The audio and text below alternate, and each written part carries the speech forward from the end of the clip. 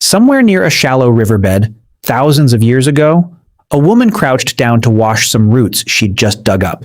The morning was cool, the sky overcast, the kind of dull gray light where nothing really stands out. But as she rinsed those roots in the current, something caught the light anyway. Not water, not stone, something small, yellow, and impossibly bright, sitting right there in the mud between her fingers. She picked it up. It was heavier than it looked, cool to the touch, smooth in a way no rock she'd ever handled had been. She turned it over and over in her palm, and no matter which way the light hit it, it kept glowing that same warm color. She had no idea she was holding the start of something that would eventually reshape human society itself. Something that would one day get buried with kings, fought over in wars, and locked away in vaults under entire cities. Here's why this moment, or something a lot like it, probably happened again and again across the ancient world.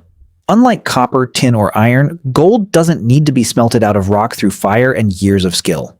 It shows up in nature already in its pure metallic form, as little nuggets and flakes that erode out of mountain quartz and wash downstream, settling in riverbeds exactly like the one this woman was standing in. It doesn't rust. It doesn't tarnish. It doesn't corrode the way almost everything else eventually does. That combination, eye-catching, indestructible, and something you could literally just pick up with your bare hands, is very likely why gold ended up in human hands so early, way before anyone figured out how to pull other metals out of raw ore at all. She brought it back to camp. People gathered around, passing that little nugget from hand to hand, and everyone reacted almost the same way she had. Drawn to something they couldn't quite explain. It wasn't food. It wasn't a tool. Couldn't cut anything, couldn't be eaten, couldn't keep anyone warm. And yet every single person who held it wanted to hold onto it a little longer. Now, whether that exact scene played out exactly this way, we can't say for sure. No single moment like that survives in the archaeological record. But what does survive tells us something remarkably close happened. Over and over, completely independently, in river valleys scattered across totally different parts of the ancient world. At a site called the Varna Necropolis, on the Black Sea coast of what's now Bulgaria, archaeologists dug up a cemetery dating back to roughly 4,600 BCE. What they found inside completely changed how historians thought about the Copper Age. Over 3,000 individual gold objects, weighing around 6 kilograms total, the oldest processed gold ever found anywhere on Earth. Older than the treasures of Troy by more than 1,000 years. The site has close to 300 graves, and the wealth inside them is wildly uneven. Some burials have almost nothing. Others are so loaded with gold that archaeologists could barely believe what they were looking at. One grave in particular, known as Grave 43, belonged to a man somewhere between 40 and 50 years old when he died. He was buried with more than 3 pounds of gold, a crown, a chest piece, bracelets, ornaments, all placed with clear intention, not just scattered around. This wasn't treasure somebody forgot to grab. This was a statement deliberately built and buried with one specific guy, and that statement was simple. This person mattered more than everyone else buried around him. That's the part archaeologists keep coming back to when they talk about Varna. It wasn't just proof people had learned to shape gold into jewelry. It was proof gold had already started reshaping people, sorting a whole community into those who had it and those who didn't. Thousands of years before anyone would write down a single word about kings or property or inheritance. So how did people actually pull gold out of the ground and turn it into something you could wear? At first, the process was almost stupidly simple. Gold that eroded out of quartz veins high in the mountains would wash downstream over centuries, tumbling and settling as flakes and small nuggets in riverbeds, right where early humans could pick it up by hand, or swirl a shallow basket through the sand to sift it out. No fire needed, no smelting, no specialized knowledge at all. Just patience, a good eye, and a willingness to crouch in cold water for hours. But easy surface gold doesn't last forever. As demand grew and the riverbed deposits thinned out, people had to start looking underground, which meant building an entirely new set of skills from scratch. At a site called Sakdrissi, in what's now the country of Georgia, German archaeologists from Ruhr University Bochum found what's considered one of the oldest known gold mines anywhere on the planet, dated to roughly 3,400 to 2,800 BCE. This wasn't some casual hole scratched into a hillside. It was a full 9-hectare mining operation, running nearly 150 feet underground. Bronze Age miners worked that depth using stone hammers and sharpened antler picks, tools that, by today's standards, look almost too primitive for the job they actually pulled off. The cave walls at Sakdrissi still show clear evidence of something called fire setting. Miners would build fires right against the exposed rock face underground, let the stone get almost unbearably hot, then dump cold water on it all at once. The sudden temperature shock would crack the rock from the inside, weakening it just enough to break apart by hand with hammers. It was slow.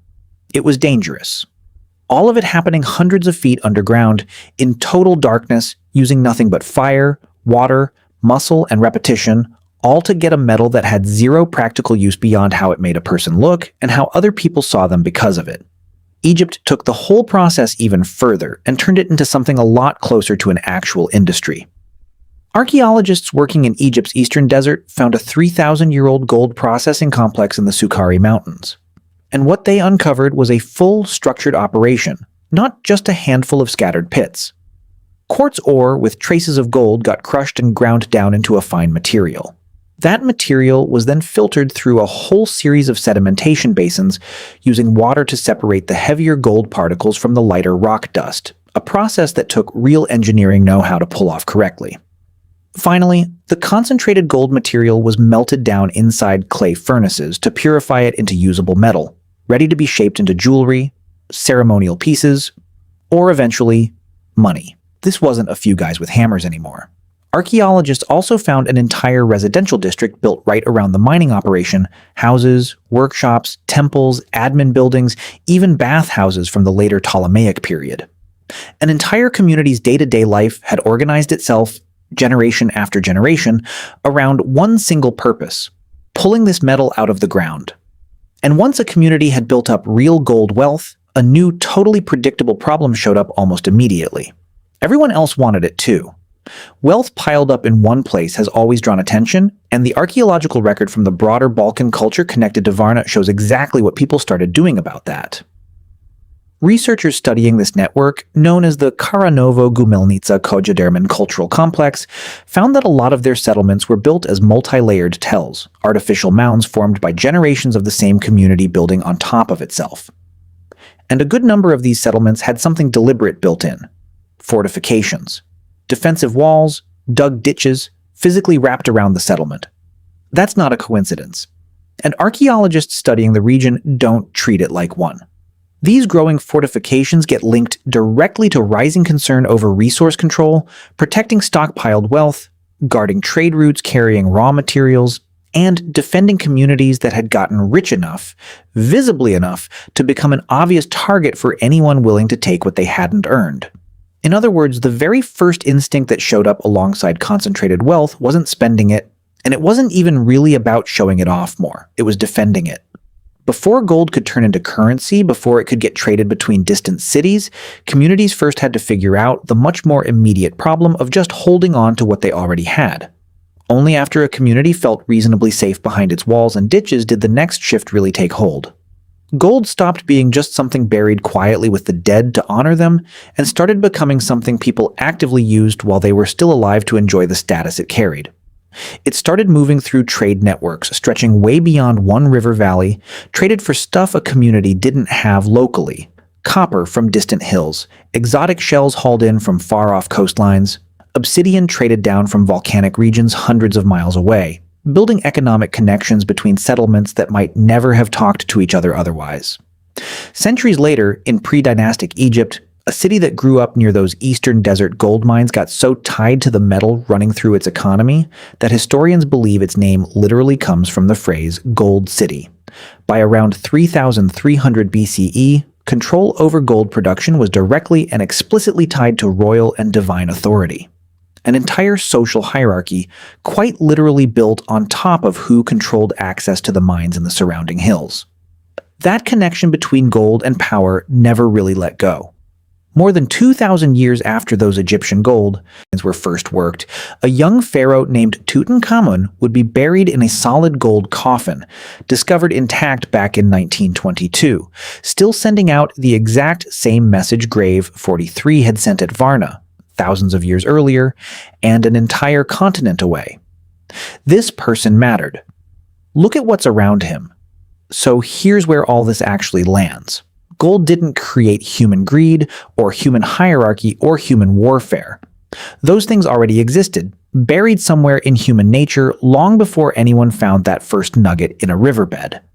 But gold gave all of those existing impulses a physical shape, something rare enough to genuinely fight over, portable enough to hoard and carry across borders, and beautiful enough that basically every culture that ever ran into it completely independently on totally different continents, separated by oceans and thousands of years, landed on the exact same conclusion.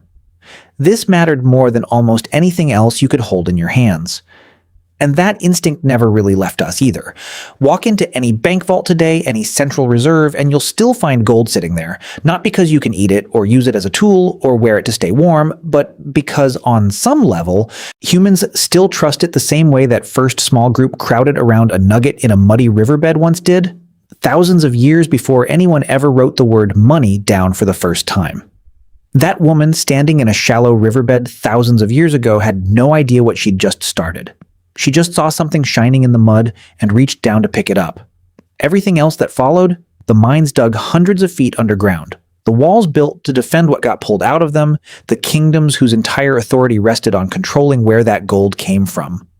All of it traces back to that one small, unremarkable decision.